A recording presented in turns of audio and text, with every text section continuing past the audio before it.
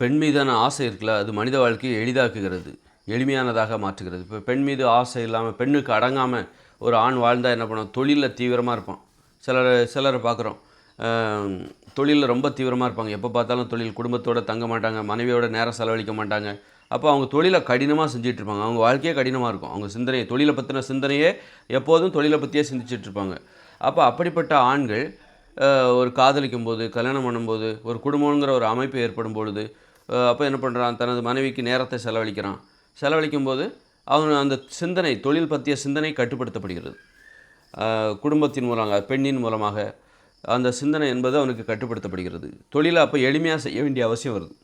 முன்னாடி ரொம்ப டீட்டெயிலாக, ரொம்ப தொழிலை தீவிரமாக பண்ணிகிட்டு இருந்த அந்த ஆண்கள் வந்து அவனுக்கு கல்யாணம் ஆகும்போது, அதுபோல் ஒரு பெண்ணும் வந்து ஒரு குடும்பங்கிற அமைப்பை ஏற்றுக்காத போது, ஆணின் அருகாமையை விரும்பாத போது, ஒரு பெண்ணும் தொழிலில் வந்து தீவிரமாக இருக்க வாய்ப்பு இருக்குது. தீவிரமாக இருந்துகிட்ருப்பாள்.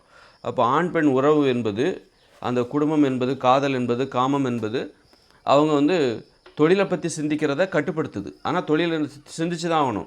அந்த சிந்தனையே இல்லாமல் இருக்க முடியாது. அது தேவை தான். அது தேவையான அளவுக்கு கட்டுப்படுத்தப்படுகிறது. முதல்ல குடும்பம் என்கிற அமைப்பு இல்லாத போது, காதல் என்பது இல்லாத போது, வெறும் காமம் வந்து எப்போதும் இருக்கும். காதலை கூட இவங்க தவிர்த்துக்கலாம் அப்படின்னு நினைக்கிறாங்க. வெறுமனே உடலுறவு மட்டும் வச்சுட்டு அப்போ நம்ம பணத்தை தேடி போகலாம், அல்லது வேறு விஷயத்தை பற்றி யோசிக்கலாம். அப்படிங்கும்போது அவங்க வந்து எப்பவும் பணம் அப்படின்னு வேறு விஷயத்தை பற்றியே பெரும்பாலும் யோசிக்கும்போது வாழ்க்கை என்பது கடினமாக இருக்குது. அப்போ அந்த வாழ்க்கையை எப்படி எளிதாக மாற்றுவது அப்படிங்கும்போது, அப்போது பெண்களுக்கு அந்த காதலுக்கு முக்கியத்துவம் கொடுக்குறாங்க. அப்போ அந்த குடும்பத்துக்கு முக்கியத்துவம் கொடுக்குறாங்க. குடும்பம் என்கிற அமைப்புக்கு அப்போ அந்த குடும்பம் என்கிற அமைப்புக்கு நேரத்தை செலவழிக்கிறார்கள். காதலுக்காக நேரத்தை செலவழிக்கிறார்கள். ஒரு ஆண் பெண்ணிற்காகவும், பெண் வந்து ஆணிற்காகவும் நேரத்தை செலவழிக்கும் போது, அந்த தொழிலை பற்றிய சிந்தனை இருக்குல்ல, ரொம்ப கட்டுப்படுத்தப்படாமல் ரொம்ப பெருசாக இருந்த அந்த தொழிலை பற்றிய சிந்தனை கட்டுப்படுத்தப்படுகிறது, எளிமையாக மாற்றப்படுகிறது. ஒரு பெண்ணை பற்றிய சிந்தனை அல்லது காதலும் குடும்ப அமைப்பும் மனித வாழ்க்கையை எளிமையாக மாற்றுகிறது. காதலும் அந்த குடும்பம் என்கிற அமைப்பும் இல்லைன்னா என்ன ஆகும்? என்ன ஆகும் அப்படின்னா, இந்த மாதிரி காதல், குடும்பம் என்கிற அமைப்பு இல்லாதவற்றை பற்றிய சிந்தனை அதிகமாகிடும். இந்த தொழிலை பற்றின சிந்தனை அதிகமாகிடும். தொழிலுக்கு உறவுக்கும் சம்மந்தம் கிடையாது. தொழில் செய்கிற மனநிலைக்கும் உறவுகளுக்கும் சம்மந்தம் கிடையாது. அன்பு பாசம் என்பது தொழில் செய்கிற மனநிலைக்கு தொடர்பு இல்லாதது.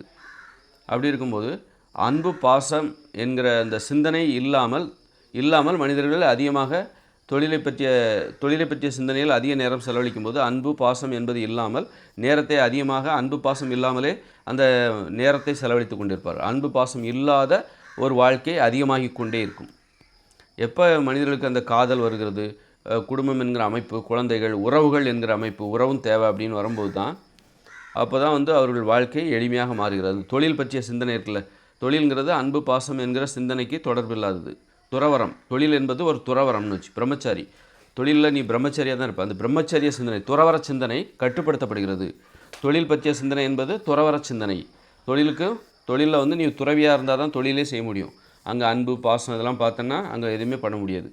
அப்படி இருக்கும்போது அந்த துறவர சிந்தனை எதன் மூலம் கட்டுப்படுத்தப்படுகிறது என்றால், காதல் மூலமாக, குடும்பம் மூலமாக, ஒரு ஆணிற்கு பெண்ணின் மூலமாக கட்டுப்படுத்தப்படுகிறது. அப்போ தொழிலை அவங்க எளிமையாக செய்ய வேண்டிய, இப்போ குடும்பத்துக்கு இவன் அடிக்ட் ஆகிட்டான், ஒரு பெண்ணின் அன்புக்கு, காதலுக்கு அடிமையாயிட்டான். அப்படிங்கும்போது அதுபோல் ஒரு பெண்ணும் இந்த மாதிரி காதலுக்கு, குடும்பம் என்கிற அமைப்புக்கு, அன்பு பாசத்துக்கு அடிமையாகும்போது அவளும் ஒரு துறவர சிந்தனைக்கு அவளுக்கும் வந்து கட்டுப்பாடு இல்லாத அந்த துறவர சிந்தனை அவளுக்கும் கட்டுப்பாடு அடங்கி ஒரு எளிமையாக்கப்படுகிறது, அது குறைக்கப்படுகிறது. அந்த மாதிரி இந்த காதல், அன்பு, பாசம், குடும்பம் என்பது துறவர சிந்தனையை கட்டுப்படுத்துகிறது. துறவர சிந்தனை, தொழில் என்பது துறவர சிந்தனையோடு தொடர்புடையது. இந்த அன்பு, பாசம், காதல், குடும்பம், பெண், பாலியல் உறவு இதெல்லாமே வந்து காமம் எல்லாமே இல்லற சிந்தனையை கொடுக்கக்கூடியது. அதனால் இது வந்து துறவர சிந்தனையை கட்டுப்படுத்துது என்பது தான் இதில் வந்து. இப்போ பிற உயிரினங்கள்லாம் பாருங்கள், துறவிகளாக தான். ஆனால் இல்லை, அவங்களுக்குள்ளேயும் உறவு, இல்லற சிந்தனை. ஆனால் பக்கத்தில் இருக்கிறாங்களே, ஒரு கூட்டமாக இருக்குன்னு நினைக்கிறாங்களே, அதுதான் அவங்களுக்குள்ளே இருக்கிற இல்லறம். நம்மளை போல் வந்து ஒரு கூட்டமாக இருந்து, ஒரு குடும்பமாக உரிமை கொண்டாடுவது, எனது மனைவி, எனது கணவன், எனது பிள்ளைகள் அப்படின்னு சொல்லிட்டு உரிமை கொண்டாடுகிற அந்த வழக்கம் அவங்களுக்கு கிடையாது. இருந்தாலும் அவங்களும் ஒரு கூட்டமாக தான் இருக்காங்க. இது எனது உறவுங்கிறது எல்லா உயிரினங்களுக்கும் இருக்குது. அந்த உறவு தான் வந்து துறவற சிந்தனையை கட்டுப்படுத்துகிறது. துறவற சிந்தனையே இல்லாமலும் நம்மளால் இருக்க முடியாது. துறவற சிந்தனையும் தேவை, இல்லற சிந்தனையும் தேவை, உறவு சிந்தனையும் தேவை, ரெண்டுமே தேவை. ஆனால் அளவோடு இருக்கணும். அதுக்கு நம்ம வந்து இந்த உறவுகளுக்கு முக்கியத்துவம் கொடுக்கும்போது அந்த துறவற சிந்தனை ஒரு தேவையான அளவுக்கு மாற்றப்படுகிறது. அந்த தொழில் சிந்தனை இருக்குல்ல, அது வந்து துறவு சிந்தனை. நீ தொழிலை பற்றி யோசிக்கிறனாலே அப்போ நீ துறவியாக இருக்குன்னு அர்த்தம். அது துறவு சிந்தனை. ஏன்னா தொழில்னாலே அங்கே அன்பு பாசம் கிடையாது. அப்போ தொழிலை பற்றி யோசிக்கிறனாலே நீ ஒரு துறவியாக யோசிக்கிறாய், துறவியாக மாறிவிடுகிறாய். தொழில்னு வரும்போது நீ ஒரு துறவியாக மாறிவிடுகிறாய். அவன் சிலர் ஆஃபீஸுக்கு போயிட்டு வீட்டுக்கு தொழில்னு அலையும் போது வீட்டுக்கே அதிகமாக வரமாட்டாங்க அப்படின்னு அப்போ அவன் ரொம்ப துறவியாக இருக்கிறாங்கன்னு அர்த்தம். துறவியாக இருக்கிறது தொழிலில் வந்து நீ துறவியாக இருக்கணும். அதே நேரத்தில் வந்து ஒரு துறவியாக இருந்துக்கிட்டு கட்டுப்பாடு இல்லாமல் இருக்கிறது, அப்போ அவங்க துறவியாக கூட இல்லைன்னு அர்த்தம்.